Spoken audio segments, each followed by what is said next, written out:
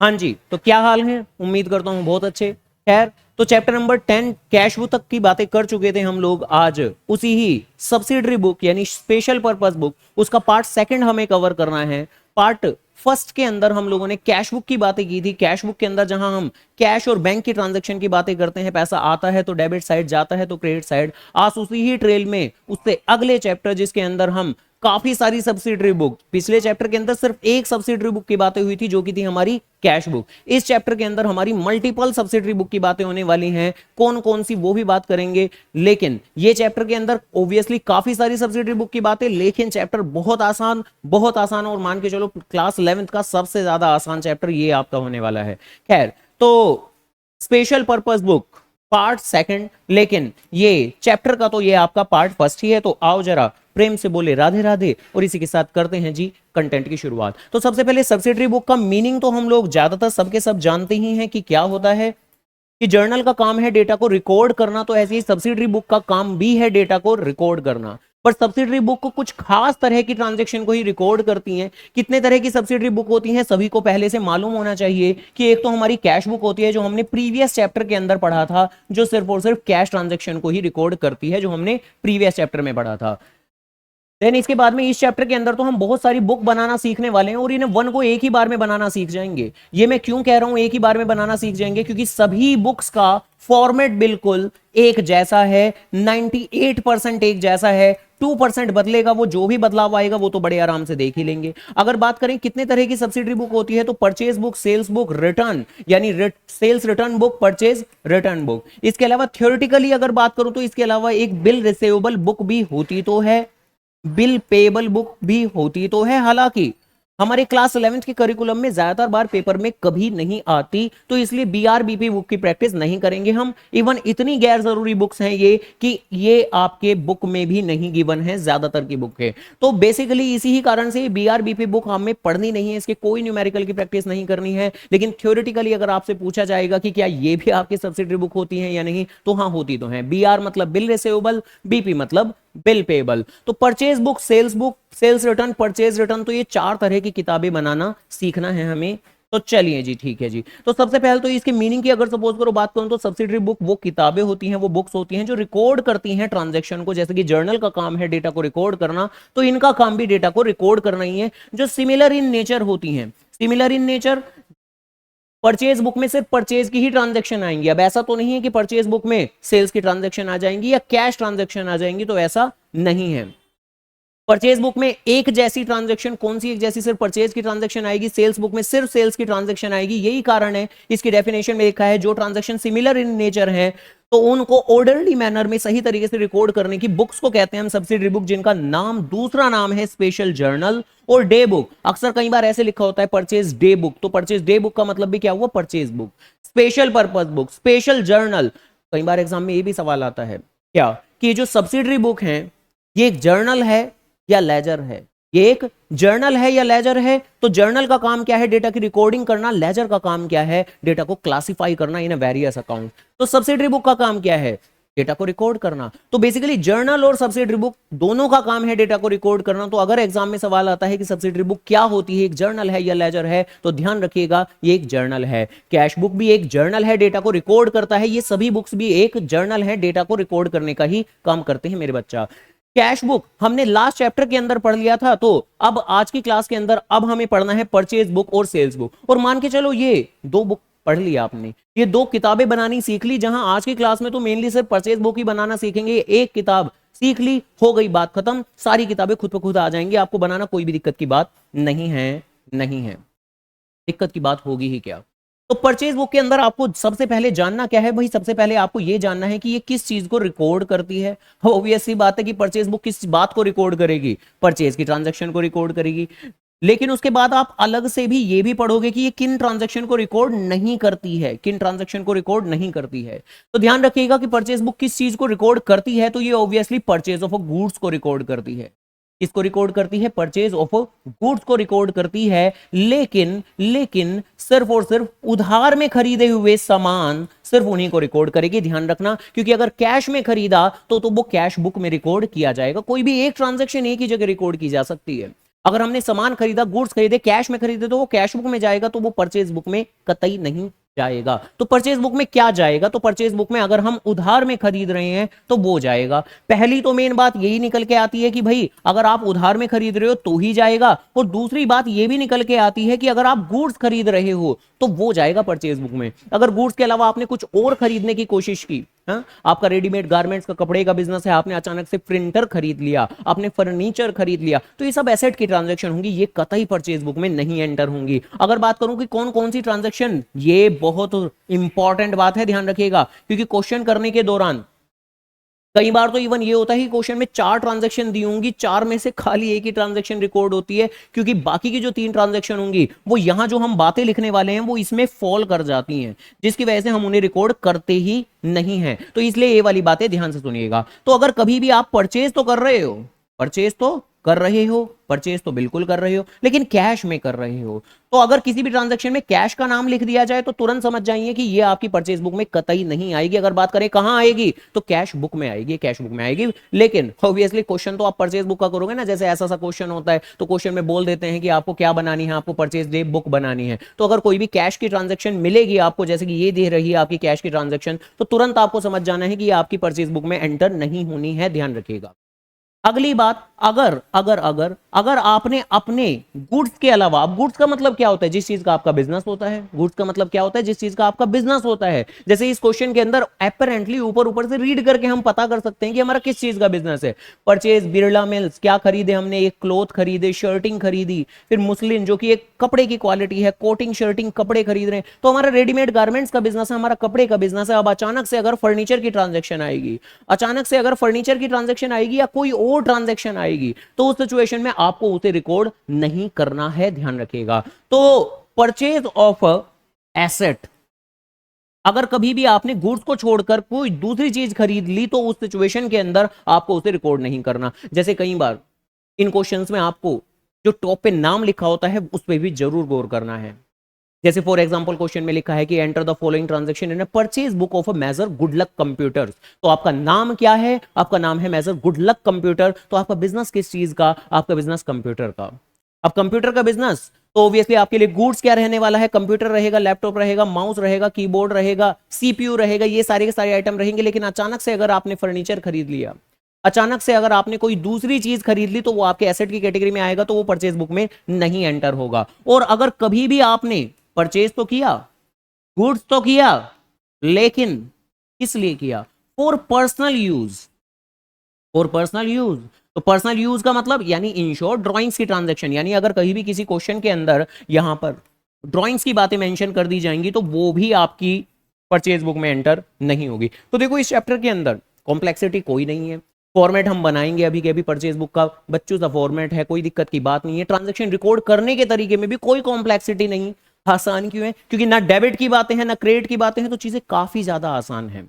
जहां डेबिट आता है, क्रेडिट आता है, वहां थोड़ी बुद्धि सी खराब हो जाती है। लेकिन यहां ना कोई डेबिट ना क्रेडिट, बस प्लस माइनस है, वो भी बचकाना सा। तो बहुत आसान सी चीजें हैं, बस आपको इन बातों पे ध्यान लगाना है कि कौन सी चीज रिकॉर्ड होनी है और कौन सी चीज रिकॉर्ड नहीं होनी। और जिस तरीके से हमने यहां लिखा हुआ है परचेज बुक सेल्स बुक में, तो ऐसे ही अगर मैं यहां लिखने की ट्राई करूं तो है कि भैया सेल्स बुक में क्या आएगा और सेल्स बुक में क्या नहीं आएगा, सेल्स बुक में क्या आएगा और सेल्स बुक में क्या नहीं आएगा। ऑब्वियसली परचेज बुक रिकॉर्ड करता है परचेज ऑफ अ गुड्स को, तो सेल्स बुक किसे रिकॉर्ड करेगा? क्या भजिया को रिकॉर्ड करेगा? ये किसे रिकॉर्ड करेगा?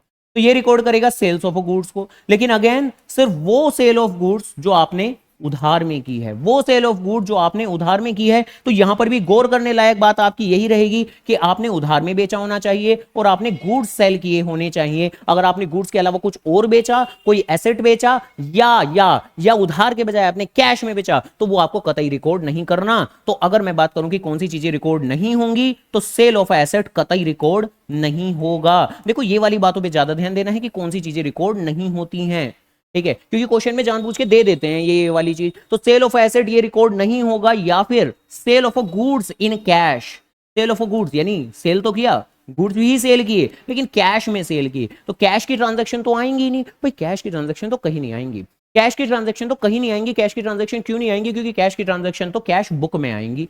तो कैश की ट्रांजैक्शन कभी लिखनी ही नहीं है, किसी भी क्वेश्चन में आ गया तो इनमें से किसी भी किताब में किसी भी बुक्स में कैश की ट्रांजैक्शन नहीं आने वाली मेरे बाबू। तो सबसे पहले ये परचेज बुक, सेल्स बुक, तो इनको जरूर अच्छे तरीके से माइंड के अंदर रिटेन करना है कि कौन सी चीज रिकॉर्ड होंगी कौन सी नहीं। और अब आओ साक्षात देखते हैं क्वेश्चन की मदद से कि कैसे करते हैं क्वेश्चन, क्या लिखा होता है, फॉर्मेट कैसा होता है, वगैरह वगैरह की बात, जो बहुत ज्यादा आसान सी बात है। क्वेश्चन के अंदर बताया हुआ होता है कि हाँ भाई आपने किस पार्टी से सामान खरीदा, कितना खरीदा, कितनी यूनिट खरीदी, कितने के दाम पे खरीदी, ऐसे करके।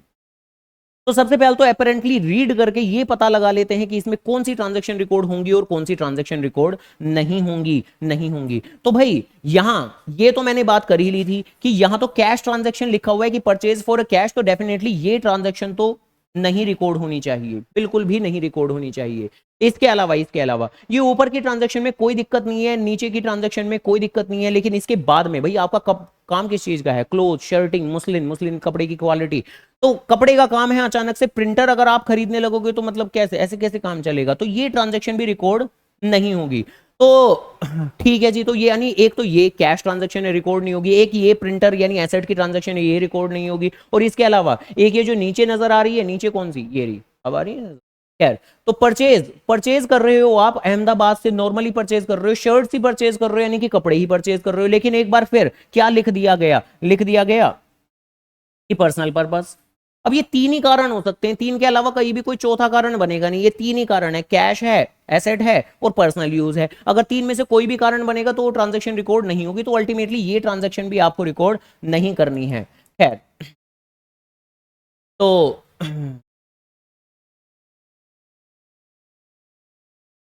अल्टीमेटली इस क्वेश्चन के अंदर अगर सपोज करो मैं बात करूं कि कितनी ट्रांजैक्शन आप रिकॉर्ड करोगे, तो सिर्फ और सिर्फ पहली ट्रांजैक्शन और तीसरी ट्रांजैक्शन रिकॉर्ड करोगे, इसके अलावा बाकी की जो तीन ट्रांजैक्शन वो रिकॉर्ड नहीं करेंगे। क्वेश्चन में 5 ट्रांजैक्शन है, सिर्फ और सिर्फ 2 ही ट्रांजैक्शन रिकॉर्ड होंगी। बहुत बार पेपर में ऐसा क्वेश्चन आता है कि 4 ट्रांजैक्शन या 3 ट्रांजैक्शन गिवन होगी, एक ही ट्रांजैक्शन आपको रिकॉर्ड करनी होती है। तो अब जरा आओ इसके फॉर्मेट की बात कर लेते हैं, फॉर्मेट कैसा बनेगा, जो कि निहायत ही आसान सा काम है, इसमें कुछ भी नहीं है, भारी भरकम से काम किए हुए हैं हमने, तो ये तो बहुत आसान काम। तो परचेज बुक, सबसे पहले हेडिंग डाल देते हैं परचेज बुक, ऊपर लिखना चाहो टॉप पे लिख सकते हो कि इन द बुक्स ऑफ, किसकी बुक्स की बात कर रहे हैं बताया नहीं, तो इन द बुक्स ऑफ ऐसे करके कोट भी कर सकते हो। बाकी बनता क्या है फॉर्मेट, जैसे कि जर्नल के अंदर सबसे पहले हम डेट का कॉलम बना देते हैं, तो यहां पर भी ऑब्वियसली डेट का कॉलम जरूर बनाया जाएगा। देन उसके बाद में पर्टिकुलर्स का कॉलम कंपेरेटिवली यहां पर काफी बड़ा ही ले लेते हैं, ठीक है, कोई डेटा तो है नहीं एज सच ज्यादा, ठीक है जी, तो पर्टिकुलर्स का कॉलम ठीक ठाक जाएगा आपका, ठीक है जी। देन इसके अलावा जैसे कि जर्नल के फॉर्मेट के अंदर डेट, पर्टिकुलर और क्या बनाते थे, एलएफ बनाया करते थे, तो यहां पर ऑब्वियसली एलएफ तो बनेगा ही बनेगा, साथ में एक और एक्स्ट्रा कॉलम बन जाता है यहां पर, कौन सा, इनवॉइस नंबर।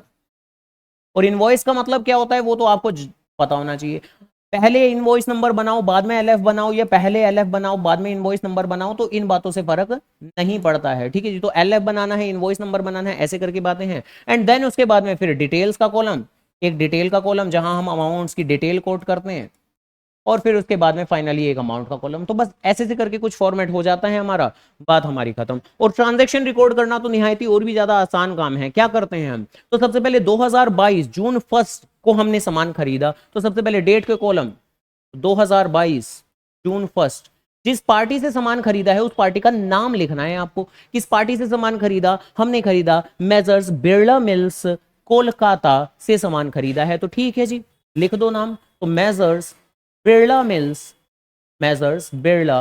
मिल्स कोलकाता, इस पार्टी से सामान खरीदा है, अंडरलाइन कर देंगे, ठीक है जी, अंडरलाइन कर दो तो थोड़ी ज्यादा अच्छी प्रेजेंटेशन लगेगी। फिर जो खरीदा है आपने, जो खरीदा है एग्जैक्टली आपको वहां पर लिख देना है 100 पीस लॉन्ग क्लॉथ 800 के हिसाब से, तो यही सेम टू सेम बात लिख देनी है आपको, यानी कि 100 पीस लॉन्ग क्लोथिंग, थोड़ा बहुत शॉर्ट भी करना चाहो तो शौक से कर सकते हो, कोई दिक्कत नहीं है, मतलब जो भी खरीदा है आपने, जितने के भाव पर खरीदा है आपने वो आप लिख दोगे। हाँ यहाँ एक बात का ध्यान रखना, कई बार होते हैं, मतलब कुछ टीचर होते हैं नंबर काट लेते हैं इस चीज का कि प्राइस के आगे यहाँ पर रुपीज का साइन लगाना नहीं भूलना है आपको। वैसे टेक्निकली कोई इतनी बड़ी चीज नहीं, लेकिन कई बार नंबर काट लेते हैं, उनका कहना यही होता है कि भाई ये तो यूनिट है, ये जो 100 है ये तो यूनिट है, ये जो 100 रुपए है ये तो दाम है, तो बेसिकली आपको, अच्छा दाम तो 800 है, खैर वट एवर, तो दाम के आगे आपको रुपीस का साइन जरूर लगाना ही लगाना पड़ेगा, अदरवाइज हम नंबर काट लेंगे आपके। इसके अलावा 50 पीस शर्टिंग 500 के हिसाब से, तो 50 पीस शर्टिंग 500 के हिसाब से तो एट द रेट ₹500, तो ये रुपीस लगाना ना भूलें। और 100 पीस आपने खरीदे 800 के हिसाब से, तो मल्टीप्लाई करके 80,000 रुपए बनेगा। तो यहां पर सीधा डिटेल के कॉलम में हम आ जाएंगे और 80,000 यहां पर कोट कर देंगे। ना आपको एलएफ के कॉलम में कुछ दिखाना, ना इनवॉइस नंबर। कभी कभी होने को हो सकता है कि यहां पर इनवॉइस नंबर दे दिया जाए, कई बार यहां पर इनवॉइस नंबर कोट कर देते हैं, तो अगर दे दिया जाए तो ठीक है, आप भी अपने सॉल्यूशन में दिखा दोगे इनवॉइस नंबर। नहीं दिया है तो फिर क्या ही दिखाएंगे, नहीं दिखा सकते। यहां पर 50 पीस 500 के हिसाब से, जो कि अमाउंट बन जाएगी हमारी 25,000 रुपए, 25,000 रुपए। तो बस लिखा, टोटल कर देंगे हम। टोटल के लिए ऊपर हमने लाइन कर दी, नीचे हम लाइन नहीं करेंगे। क्यों नहीं करेंगे? क्योंकि अभी क्वेश्चन के अंदर हमें ट्रेड डिस्काउंट की बातें भी कही हुई है, तो सिर्फ ऊपर ही लाइन करेंगे, जिससे कि टोटल आएगा मेरा कितना, 1,05,000 रुपए। और बस अब डिस्काउंट लगाना है। क्वेश्चन ने कहा था कि लगाओ डिस्काउंट, तो आओ लगाएं डिस्काउंट, तो लगाओ डिस्काउंट। तो लेस जैसे जैसे कह रहे हैं वैसे वैसे करते जाएंगे, कोई खास दिक्कत नहीं है, ना डेबिट ना क्रेडिट ना कुछ पंगा, सिर्फ और सिर्फ कैलकुलेशंस ही तो करनी है। ये 10% किस पे लगाएंगे? ऑब्वियसली 1,05,000 का ही 10% लगाएंगे, जो कि बनेगा मेरा 10,500, और बस दोनों को आपस में माइनस कर कर मेरा बन जाएगा 94,500। और आगे तो कुछ नहीं है, तो बस अब तो इस कैलकुलेशन को क्लोज कर सकते हैं। तो इसलिए नीचे हम डबल लाइन कर सकते हैं। नीचे डबल लाइन कब करेंगे? जब हमारी कैलकुलेशन क्लोज हो चुकी होती है। अगर क्वेश्चन में ट्रेड डिस्काउंट ना हो तो ऑब्वियसली जैसे ही सामान की आप डिस्क्रिप्शन लिखोगे तभी के तभी आप टोटलिंग कर दोगे, नीचे डबल लाइन लगा दोगे। ट्रेड डिस्काउंट होगा तो बाद में लगाओगे। अब यही डिटेल वाली ये जो अमाउंट हमने दिखाई है 94,500, यही सेम जाएगी आपके यहां अमाउंट के कॉलम में। अमाउंट के कॉलम को अगर आपको कॉस्ट लिखना है तो लिख सकते हो आप, कोई परेशानी नहीं है इस चीज में। कॉस्ट लिख लो, अमाउंट लिख लो, एक ही बात है लगभग। खैर, तो बस इसी के साथ पहली ट्रांजेक्शन होगी। अब अगली ट्रांजेक्शन रिकॉर्ड करनी है। अब अगली ट्रांजेक्शन जो ये है कैश की ट्रांजेक्शन। इसके लिए छोटा सा नोट लिखना चाहें तो लिख सकते हैं, बल्कि अगर अच्छी बातें करें तो ये नोट लिख लेना चाहिए। हर ट्रांजैक्शन के लिए कुछ ना कुछ तो जरूर कर लेना चाहिए। तो ये ट्रांजैक्शन है, इसके लिए नोट लिख लेना चाहिए। जून 2 की ट्रांजैक्शन, और ये हमने क्यों नहीं रिकॉर्ड की? क्योंकि ये कैश ट्रांजैक्शन थी, तो इसके लिए नोट लिख देना चाहिए हमें। नोट यानी क्वेश्चन के ही नीचे सबसे पहला नोट। क्या नोट?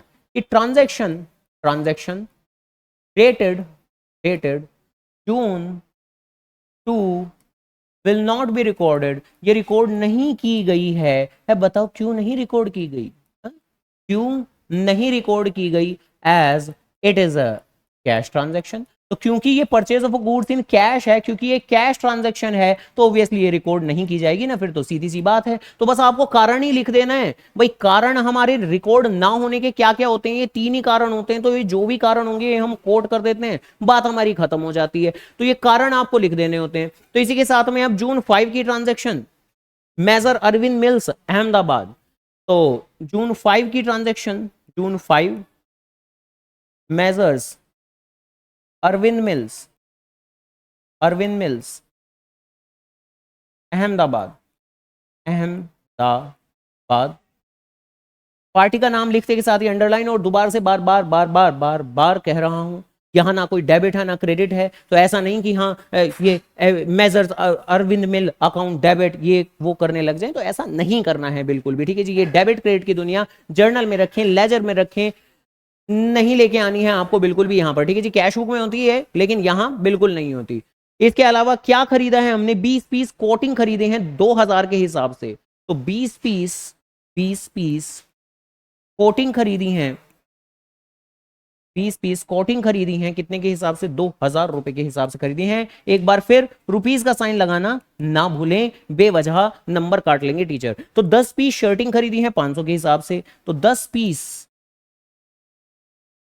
शर्टिंग खरीदी हैं 500 के हिसाब से एट द रेट ₹500।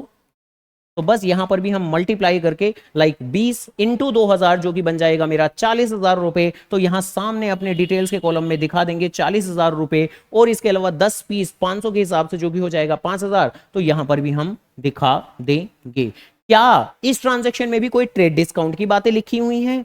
क्या यहां ट्रेड डिस्काउंट है? तो नहीं है। तो देखो यहां पर तो ट्रेड डिस्काउंट था, यहां पर कोई ट्रेड डिस्काउंट नहीं है। तो ऑब्वियसली अब तो हम इसको सीधा सीधा क्लोज कर सकते हैं, यानी इसकी टोटल कर देंगे यहीं के यहीं 45,000, नीचे डबल लाइन लगा देंगे और इसको यहां पर कोट कर देंगे 45,000। अंडरस्टैंड, ऐसे करके बातें। और जैसे ही आपकी ट्रांजैक्शन हो चुकी हो तो सबसे आखिरी में आपको टोटल करना होता है। वैसे तो इस क्वेश्चन में अब ये नीचे की दो ट्रांजैक्शन है, ये भी और ये भी, तो इन दोनों के लिए ही हम क्या लिखेंगे, नोट लिखेंगे। जून 12 वाली ये ट्रांजैक्शन भी प्रिंटर की ट्रांजैक्शन, और जून 12 की नीचे वाली ट्रांजैक्शन जो कि पर्सनल यूज के लिए खरीदी थी हमने चीजें, तो इसलिए रिकॉर्ड नहीं की गई। तो ये लो जी, इनका भी नोट लिख के दिखाई देते हैं। तो नोट, तो जो भी ट्रांजैक्शन रिकॉर्ड नहीं हो रही है तो उनके लिए आपको नोट जरूर लिखना है। टीचर भाई छोड़ने को छोड़ दे अगर आपने नोट नहीं लिखा, लेकिन अगर आपको पूरा पक्का काम करके चलना है तो नोट जरूर लिखने। तो transaction dated June 12 will not be recorded, ये सेम ही लैंग्वेज जाएगी, बस कारण के तौर पर क्या लिख देंगे, as it is purchase of asset. भाई क्योंकि हम प्रिंटर खरीद रहे हैं तो ये तो परचेज ऑफ एसेट है, और कौन सा एसेट है आप डिस्क्रिप्शन में प्रिंटर भी लिख सकते हो, ब्रैकेट में लिख दो प्रिंटर की कर रहे हैं हम परचेज इसलिए। Again transaction dated June 12 will not be recorded, क्यों नहीं होगी record, as it is a drawings, क्योंकि ये ड्राइंग्स है, क्योंकि it is a purchase of a goods for personal purpose. ठीक है, तो मुद्दा ये है, ये कोई चीजें याद नहीं करनी, आपको क्लियर रहना चाहिए कि ये तीन कारणों के केस में आपकी परचेज बुक में डेटा रिकॉर्ड नहीं होता है। तो अगर आपने अंडरस्टैंड कर लिया तो टीचर रीड नहीं करती है बहुत ज्यादा डिटेल में, बस वो आपके कंसेप्ट जज करती है कि वाकई में आपने सही तरीके से चीजें लिखी हैं या नहीं लिखी हैं। तो बस इसी के साथ में सारी ट्रांजैक्शन रिकॉर्ड होगी। जैसा कि मैं कह रहा था, जैसे आपकी सारी ट्रांजैक्शन रिकॉर्ड हो जाए तो ये जो ये कॉस्ट कॉलम है, ये जो अमाउंट कॉलम है, इसका टोटल कर देते हो आप। और ध्यान रखना भैया, इसका टोटल नहीं करना है, इसका टोटल भी कर देते हैं बच्चे, तो इसका टोटल नहीं करना है। ये जो डिटेल्स का कॉलम है इसका टोटल नहीं करना है आपको। आपको टोटल किसका करना है, आपको टोटल करना है अमाउंट के कॉलम का। तो अमाउंट के कॉलम का टोटल करके लिख देंगे हम, जो कि आएगा मेरा कितना, 1,39,500, है ना, यही आएगा। 5,4,5,4,9, हाँ ठीक है, ओके खैर। तो 1,39,500 और जरा आराम से भाई, जितना भी आपका परचेज बुक का टोटल होता है वो साल के अंत पर परचेज अकाउंट में ट्रांसफर होता है। जो भी सेल्स बुक का टोटल होता है वो सेल्स अकाउंट में ट्रांसफर होता है। जो सेल्स रिटर्न बुक का टोटल होगा वो सेल्स रिटर्न अकाउंट में ट्रांसफर होगा।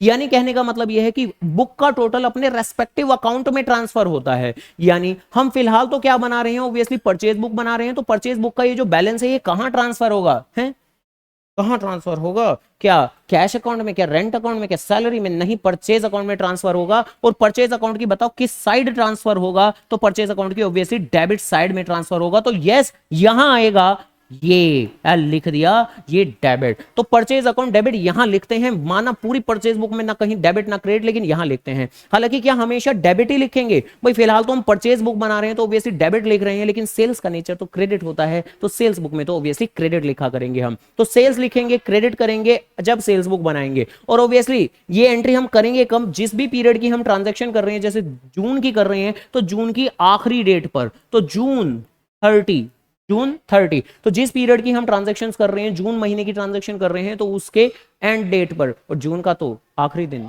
30 तारीख ही होता है मेरे बांगड़ुओ। तो इसी के साथ में परचेज बुक की बात हो गई हमारी। कितनी किताबें हैं, sales book, purchase return, sales return. तो आज की क्लास की तो बात खत्म हो गई। अगले पार्ट के अंदर मान के चलो बाकी की सारी किताबें एक ही बार में खत्म, क्योंकि जैसा परचेज बुक का फॉर्मेट था, मान के चलो सेल्स बुक भी बिल्कुल ऐसी ही है। 90% पूरा का पूरा बिल्कुल सेम ऐसा ही है, थोड़ा बहुत चिन्ह मुन्ना सा कुछ बदलाव आएगा। परचेज रिटर्न भी बिल्कुल ऐसी ही, सेल्स रिटर्न भी बिल्कुल ऐसी। तो डन दी जन, फिलहाल के लिए अभी की बात मेरी पूरी तरीके से खत्म होती है। Okay done, tata bye bye.